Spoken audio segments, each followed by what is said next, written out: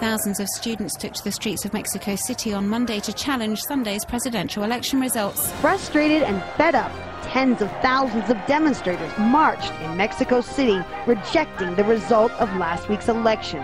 There were over 100,000, mostly youth, students taking the streets downtown Mexico City, plus tens of thousands of other youth throughout the country. Students have been campaigning via social networks over the past few weeks, saying voting has been plagued by irregularities. They accuse the pre-party of vote buying on a massive scale, and the Electoral Tribunal has until September to decide whether or not these elections were valid or not.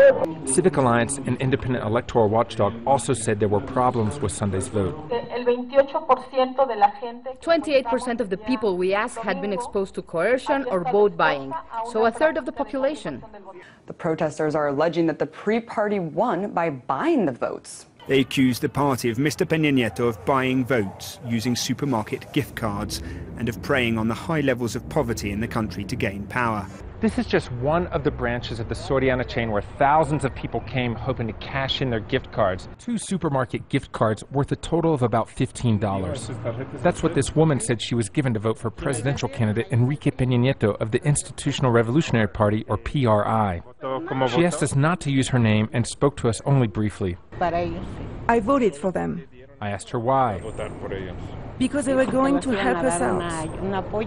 Critics point out that old habits die hard. Peña Nieto's campaign is under investigation for overspending and attempted vote buying. We asked a former Mexico City election official how he would characterize the allegations of vote buying. It was the largest operation of buying and pressuring votes in the country's history. Jose is an inspector from the Mexican Electoral Institute and monitors campaign spending. In poor parts of the country, where just a cap can be considered valuable, he knows the electorate is very easily influenced. Although Peña Nieto hasn't been officially named the winner, he's being called the president-elect by various media outlets and has received congratulatory calls from world leaders, including U.S. President Barack Obama. Peña Nieto denies his party bought any votes and told Al Jazeera he won a clean election. I am convinced that the Mexican people are intelligent and wise, and to assume that one can buy the vote and the will of the Mexican people is to simply not recognize the democratic advances that Mexico has witnessed. This woman, plucked from the crowd, says that she receives food handouts for registering with the local party. Every month they give me a kilo of eggs, meat and rice. Is that why you keep coming to support them? Yes, because I live alone.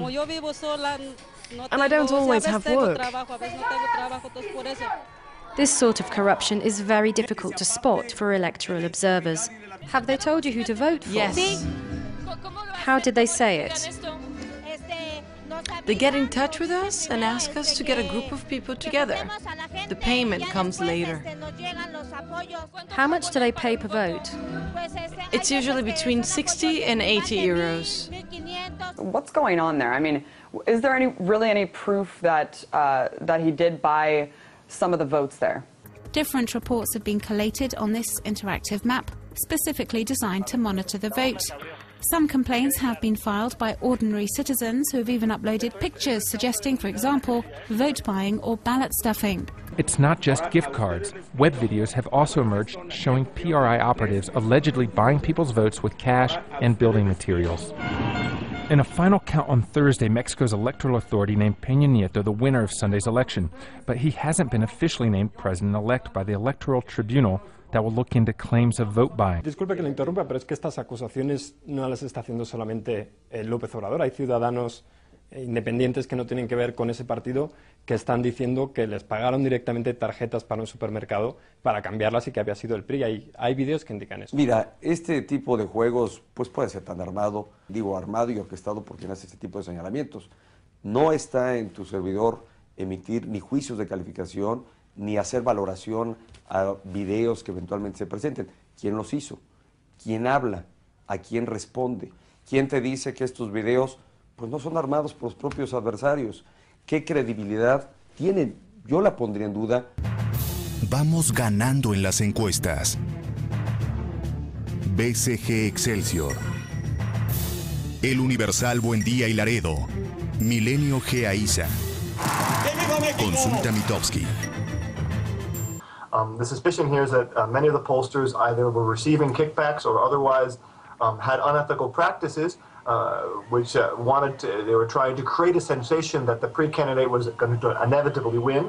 And, you know, the bandwagon effect, lots of people probably followed that effect and voted for Peña Nieto because the pollsters were showing that he was 18% ahead of the polls.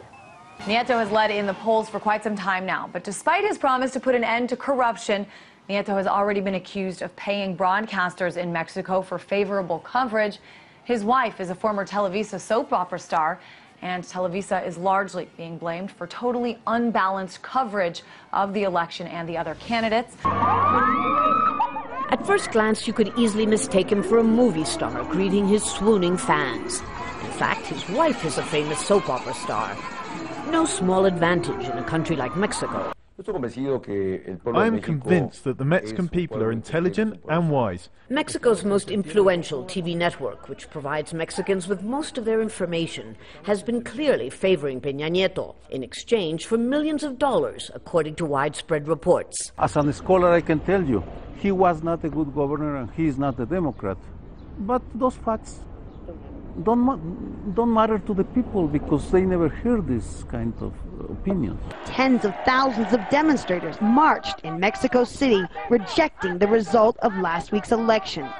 The interesting thing about these marches is that they were not organized by López Obrador, by the second place finisher in the elections. Those who turned out were a broad spread of interest groups and organizations. They included labor unions and the large student-led anti-Peña Nieto movement known as I Am 132. But there were also lots of people who simply think the election process was neither free nor fair. As in the past, this election was marred by complaints of vote tampering and intimidation, much of it attributed to the PRI. Nevertheless, the election results seem to indicate that there are enough Mexicans who believe Peña Nieto. México tuvo una jornada electoral ejemplar. Hemos consolidado nuestra democracia electoral. Voting has been plagued by irregularities. Vote buying on a massive scale. They accused the party of Mr. Peña Nieto of buying votes. It was the largest operation of buying and pressuring votes in the country's history. 28% of the people we asked had been exposed to coercion or vote buying. Some complaints have been filed by ordinary citizens who have even uploaded pictures suggesting, for example, vote buying or ballot stuffing. Web videos have also emerged showing PRI operatives allegedly buying people's votes with cash and building materials. Nieto has already been accused of paying broadcasters in Mexico for favorable coverage. Mexico's most influential TV network, which provides Mexicans with most of their information, has been clearly favoring Peña Nieto in exchange for millions of dollars, according to widespread reports.